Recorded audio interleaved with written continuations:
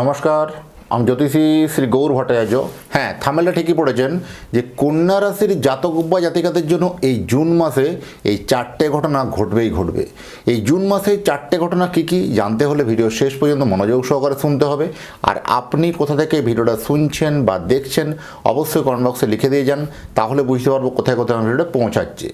আর আমি জ্যোতিষী শ্রী গৌর ভট্টাচার্য, আমার চেম্বার হলো সারা ভারতবর্ষে একটাই চেম্বার। অন্যান্যদের মতো বিভিন্ন পাড়ায় পাড়ায় চেম্বার আমার নেই, বিভিন্ন শহরে চেম্বার, বিভিন্ন হোটেলে চেম্বার আমার নেই। প্রতিদিন আমি একই জায়গায় বসি।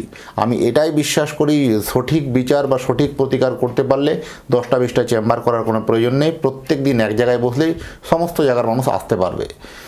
তাই দূর দূরান্ত থেকে প্রচুর মানুষ, তারা অগণিত মানুষ আসছেন, তারা ফলাফল নিশ্চয়ই পাচ্ছেন। এবং সেখানে যদি যারা অনেক দূরে থাকেন, যাদের পক্ষে চেম্বার আসা সম্ভব নয় বা আসতে পারছেন না, তাদের জন্য তো অনলাইন পরিষেবা আছেই। তারা অনলাইনে আমার সাথে কথা বলতে পারবেন। অনলাইনে কথা বলতে হলে কী করতে হবে?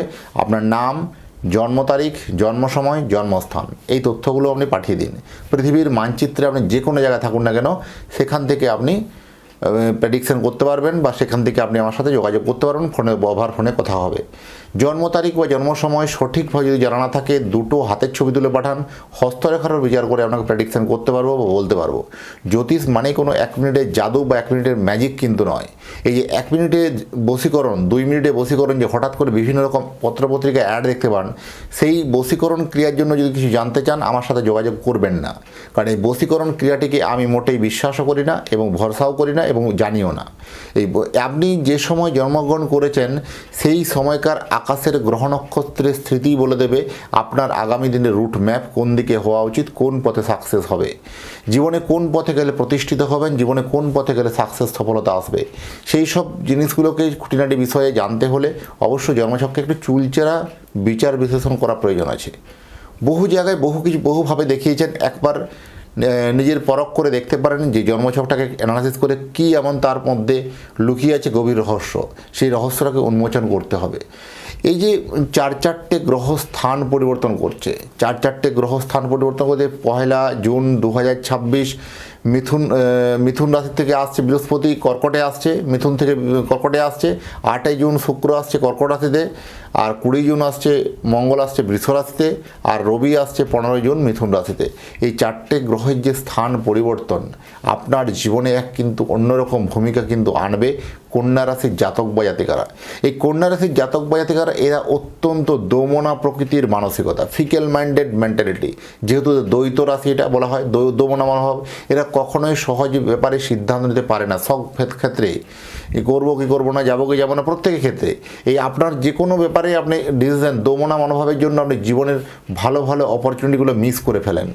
সে ঠিক অনুরূপভাবে এই বৃহস্পতির যে আপনার 3টে দৃষ্টি, বৃহস্পতি যেহেতু আপনার রাশি সাপেক্ষে একাদশে থাকছে, একাদশ থেকে 3টে দৃষ্টি দিচ্ছে মানে বৃহস্পতি পঞ্চম, সপ্তম, নবমে আপনার তৃতীয় ভাব, পঞ্চম ভাব এবং সপ্তম ভাব। এই তৃতীয় ভাব, পঞ্চম ভাব, সপ্তম ভাব আপনার অ্যাক্টিভ হচ্ছে বৃহস্পতির প্রভাবে।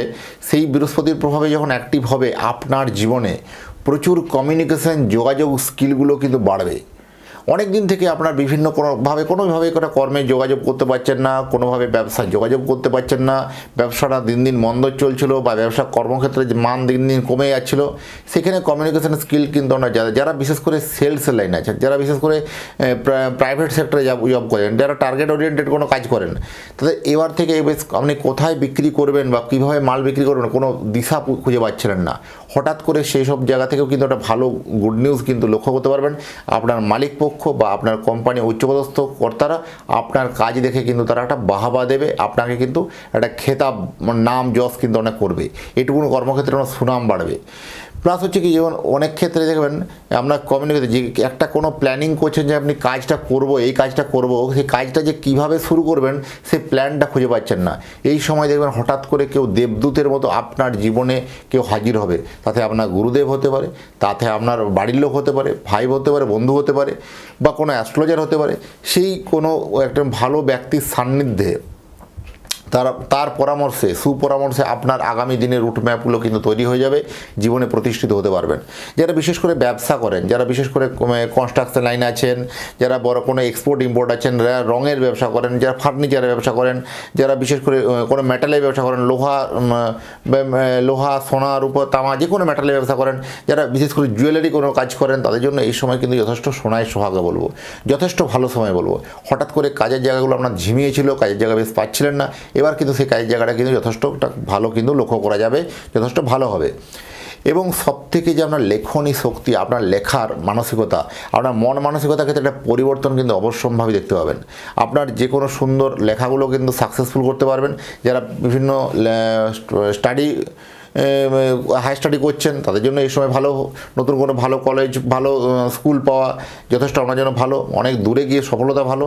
যারা বিশেষ করে বিদেশে গিয়ে চাকরি করছেন, এই তাদের ক্ষেত্রে কিন্তু একটা চিন্তার বিষয় আছে, কারণ বিদেশে যারা চাকরি করছেন এই চাকরি হারানোর ভয় আপনাকে কিন্তু গ্রাস করে বেড়াবে। কারণ এই বুঝি মনে হয় আমার কোনো খারাপ একটা হলো, এই বুঝি মনে হয় আমার কিছু খারাপ হলো।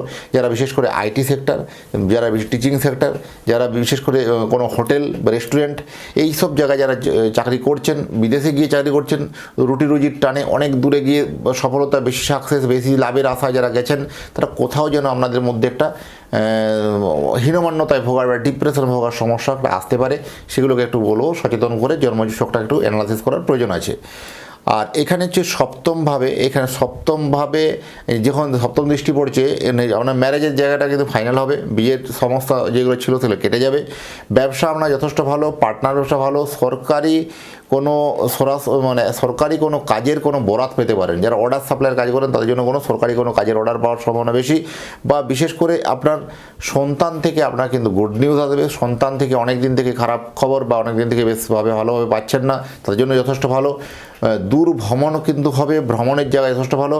যারা সবথেকে বেশি অপ্রয়োজনীয় জিনিস কিন্তু কেনা থেকে একটু বিরত থাকুন, কারণ এই সময় আপনার খরচ বাড়াবে। আয় যেমন বাড়বে ঠিকই, ফাটকা ইনকাম ফাটকায় আপনার হবে, কিন্তু খরচের বহরটা কিন্তু বেড়ে যাবে, খরচের আয়তনটা বেড়ে যাবে। তাই খরচের জায়গাটা একটু সীমিত করুন, চেষ্টা করুন খরচ যতটা কমানো যায়।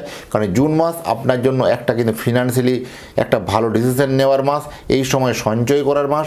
কোথাও কোনো ভুল ইনভেস্টমেন্ট হতে পারে, তাই কোনো ফিনান্সিয়ালি প্ল্যানারের সাথে আলোচনা করেই কিন্তু সেই সিদ্ধান্ত নিয়ে ইনভেস্টমেন্ট করুন, আপনার জন্য ভালো হবে।